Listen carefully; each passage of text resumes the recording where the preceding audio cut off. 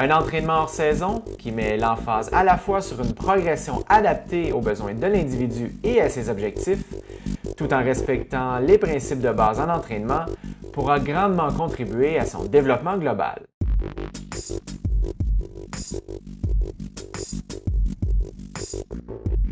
Pour cet exercice, il est suggéré de réaliser l'exercice lentement, pousser le nombril vers la colonne vertébrale afin de contracter le muscle du bas de votre abdomen. Veillez également à bien inspirer et expirer en continu avec de profondes respirations. Contractez légèrement les muscles des omoplates afin de stabiliser vos épaules. Allongez bien votre nuque et regardez vers le sol. Enfin, poussez dans les talons pour bien ouvrir les hanches et bien répartir le poids équitablement entre les membres inférieurs et supérieurs. Dans ce deuxième exercice, on vise tout particulièrement les érecteurs du rachis, ce qui représente en fait les muscles profonds qui sont entre autres responsables du maintien de la colonne vertébrale et donc de la posture.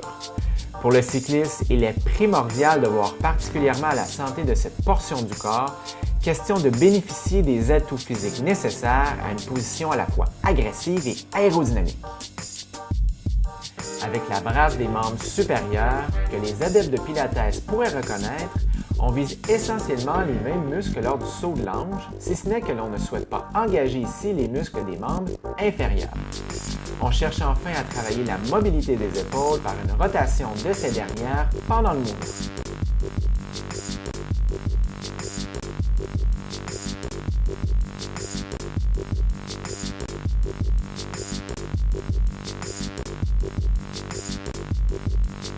Voici une pièce d'équipement très intéressante appelée les Indian Club ou bien Iranian Club.